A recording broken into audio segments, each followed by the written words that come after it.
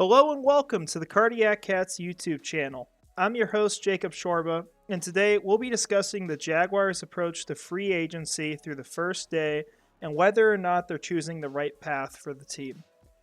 So, before we jump into this, I want to thank everyone who attended our live stream last night. First time I've done that, and it was really enjoyable. Nice to see a lot of people in there. Honestly, just didn't know what to expect as far as people watching. We had 19 people at one point. May not be some world-breaking number, but hey, it means a lot to me, especially with how short we've been running this.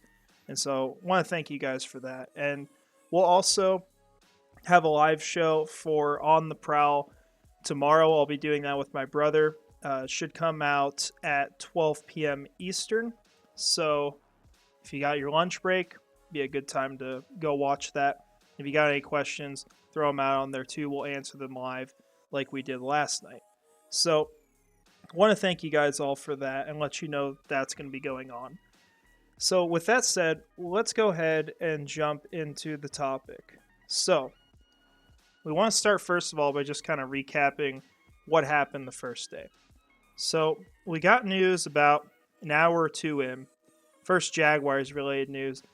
The Kansas City Chiefs signed Jawan Taylor to an $80 million deal over 4 seasons, not to play right tackle, but to play left tackle. And so he's essentially a replacement for Orlando Brown on that team. Pretty shocking move in some regards, not necessarily because of the team he's going to, but more so the amount he's being paid and the role he's going to play on that team. And the role he's going to play, justifies the price a little better, but you still could have gone a bit cheaper, I feel like. And looking at the price he went for at $20 million a year, it just wasn't even close to what Jacksonville could offer. And I don't blame Jacksonville for not going toe-to-toe with that offer because I think that's just not a good use of resources, in all honesty. And, for Kansas City, I think they'll be able to continue developing him. I think he'll continue to become a better player. I don't know if he's worth $20 million a year. That's a lot to ask for. I think essentially you need an elite tackle for that price. So it is a huge risk for the Chiefs, in my opinion. But I think it will work out to some extent, whether or not it's worth it or not. So with that said, the Jaguars, lose their top player in free agency. The silver lining in this is that the team will get a compensatory pick for the first time in 13 or 14 years.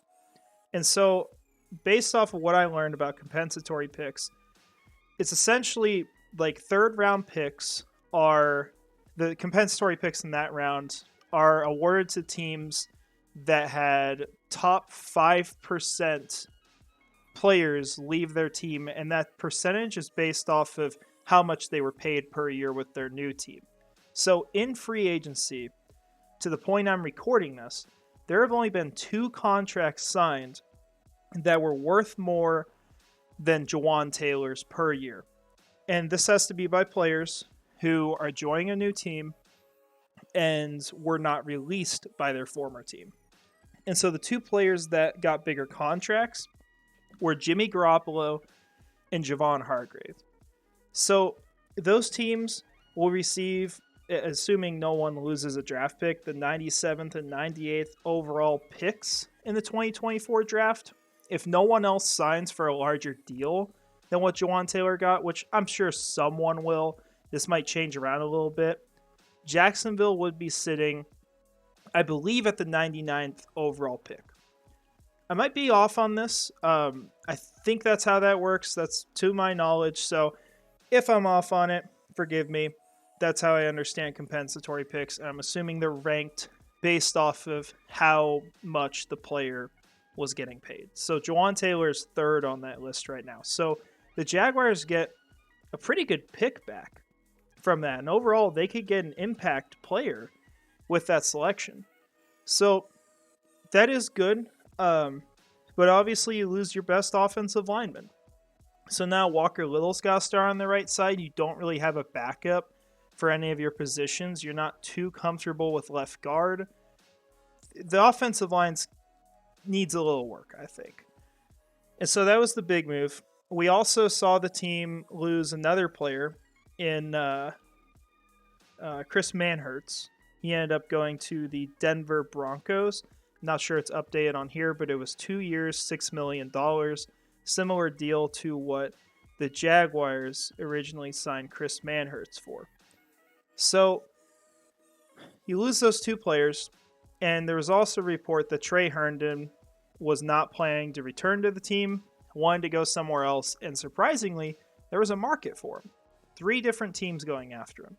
So we know 3 players that will not be back with this team.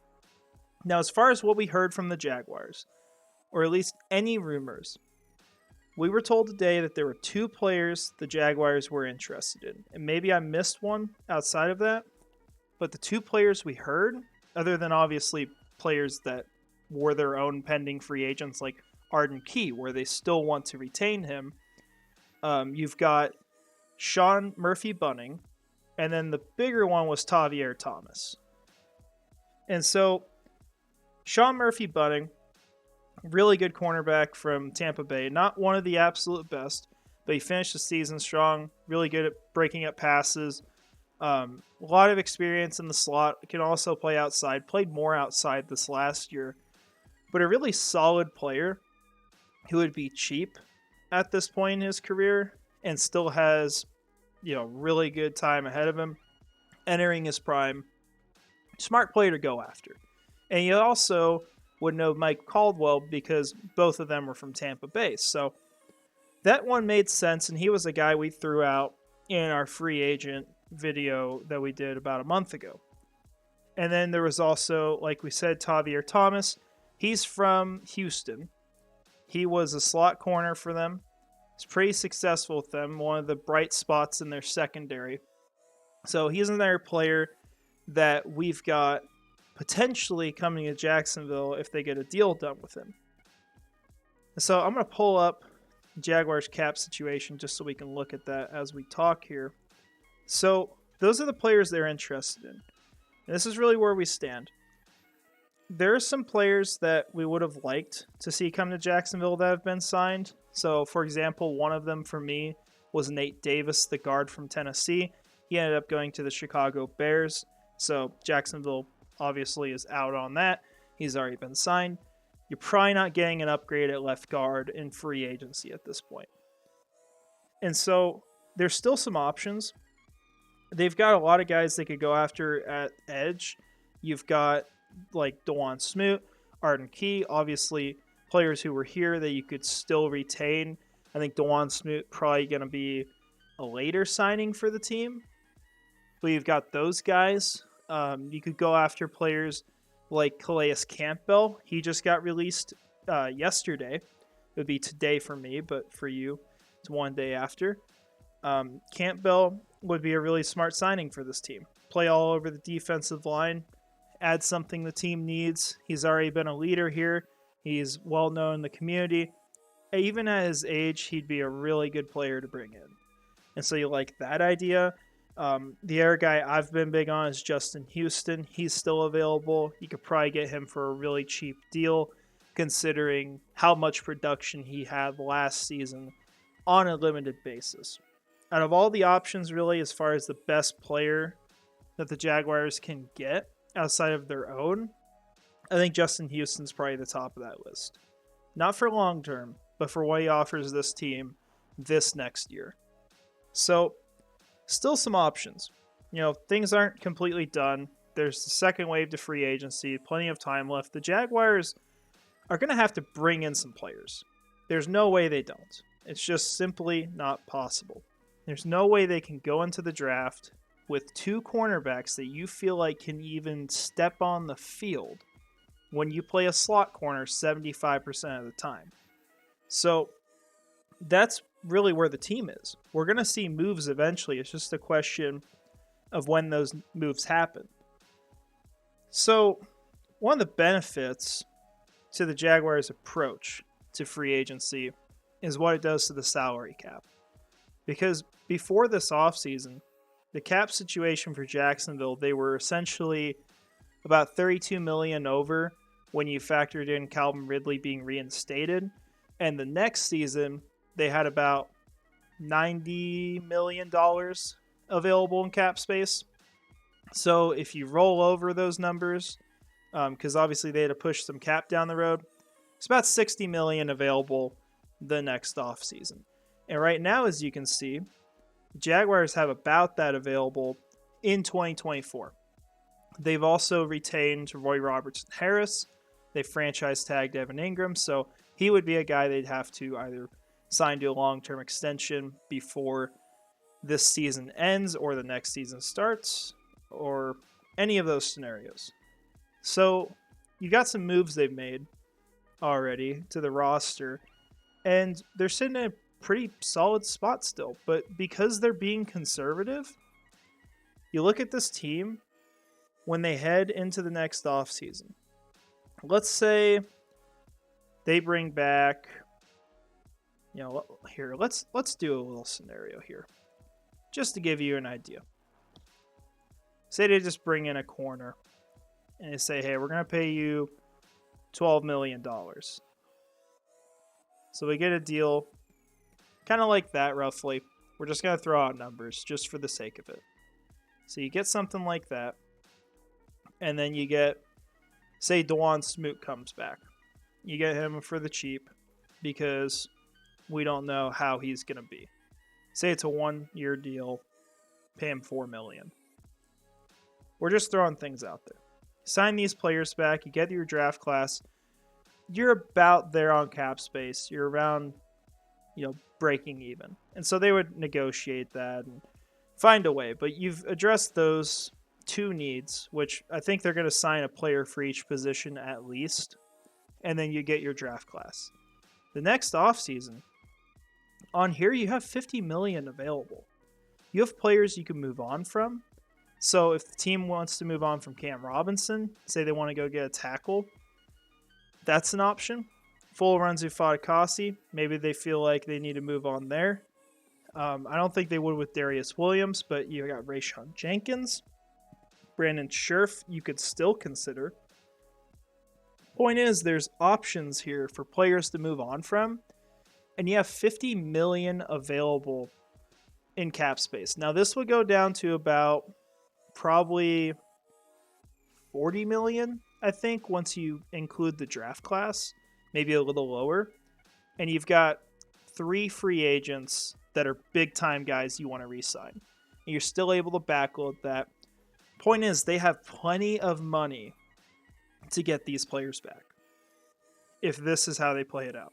And that's one of the beauties of losing Jawan Taylor. Not that there's all these beauties, but because Jawan Taylor is not back on this team, especially when you consider the price he went for, you would have had to re-sign him for $20 million a year.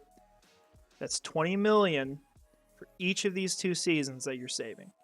It is a huge impact on the cap space. And I know they would have backloaded it, but we're just talking about average per year. So we've got to look at some silver linings on this. The Jaguars believe that they can make this team better without spending in free agency. And quite frankly, I think they're right. Because you look at your losses here. You've lost Jawan Taylor. You know that. So you lost your tackle. You have a replacement in Walker Little. The question is, will anyone get injured? And so you're probably going to address it in the draft. You've got Calvin Ridley already coming into this team. He upgrades over Marvin Jones. Still need a contested catch guy. But what Calvin Ridley offers is on a whole nother planet. Not to slight against Marvin Jones, but they're just very different players. One of them is a veteran who offers a good amount, can start for you, and the other is a younger player who's going to hopefully be in his prime that can be one of the best in the NFL. So receiver you've upgraded. And for your edge rushing class, I think you're bringing in someone from free agency. I think Smoot will stick around. Maybe you bring in another guy. And corner, you're going to upgrade corner. If you just sign one guy that's better than Trey Herndon, you've upgraded the corner spot. And then you got the whole draft. So the roster is better. You're staying within the cap constraints, and you're giving yourself a ton of money available the next season still. And I think what the Jaguars might be thinking too, and why they're not spending, we look at this salary cap number. This is a projection. They think it's going to go up to $256 million the next season. That is a $30 million increase. I'm not sure the Jaguars are accounting for that. They might be playing it safe and saying, hey, this money is not available. We don't know if the cap's going to go up, so we're going to make sure we have a ton of money available, and we're going to be fine this next offseason. I think that's something that perhaps is influencing the way they're handling this. But they're really in a situation where they can fix the cap situation. They can have a better team, and they can look really good going into the next year. And so, do I think right now that the Jaguars are doing the right thing? I think before free agency, I would have said they need to retain Taylor. That's the right decision. But that's changed. With how much he went for, they absolutely made the right decision. Even if the guy is really good in Kansas City as a left tackle, I think that's just a whole entire different situation where Jacksonville was not going to get $20 million out of him. I don't even think Kansas City will, even if he succeeds there. It's just not worth it. Even if it works out for them, I think it's still going to be a bit of a loss. Unless he's just an elite left tackle, which is asking for a lot. So I think they made the right decision there. I think it's smart to make sure that we're going to be in a good cap situation going forward, because all these other teams are making these moves for now, and Jacksonville can be sitting closer to say how the Cincinnati Bengals were heading into this offseason. They were off their second year of being super competitive. They made it to the championship game, and they had a good amount of cap space available. So they didn't have to worry about a ton of the deals coming up. They knew they could get them figured out, and ultimately they still let players go. I mean, they let Jesse Bates go, for example. I think Von Bell was another guy. But, I'd prefer to be in that situation if I'm Jacksonville. I think that's just better for the team rather than spending a ton this offseason trying to go all out on winning now when you have a team that's already good enough to win now and should be able to win for years to come. So I like the approach. It may be boring. I enjoyed last year where you could get these dopamine rushes every 15 to 20 minutes because the Jaguars go give a super contract to someone, but that's just not the season we're in anymore. They got their guys last offseason. They have a great core on this team. The offense is ridiculous right now. It's just a matter of the offensive line. And so, even on the defensive side of the ball, you really feel like you have two needs. You want your pass rushers, and you want your versatile corner that can fit in the slot. You get both of those, you got the players to do it, as long as they reach their potential. So I like the approach. It's not necessarily fun, but soon enough we're going to get some news. Maybe we even have news before this video goes out. And if that's the case, that's great. This is being recorded around midnight Eastern, so the time of it. It'll be out pretty much 8 hours after I've got it recorded. And we know the Jaguars are willing to make moves at midnight. We learned that with Urban Meyer. So maybe we'll wake up to some good news. But with that said, I appreciate your time. Like I said, tomorrow we will be going live. We'll be doing our On the Prowl podcast. We'll just generally talk free agency, hopefully get to the draft a little bit, and answer any questions you guys got. So make sure to join that if you can. We'll do more live shows going forward. So there will be other opportunities, but I just want to thank you all for watching. I hope you have a great rest of your day. And finally, go Jags.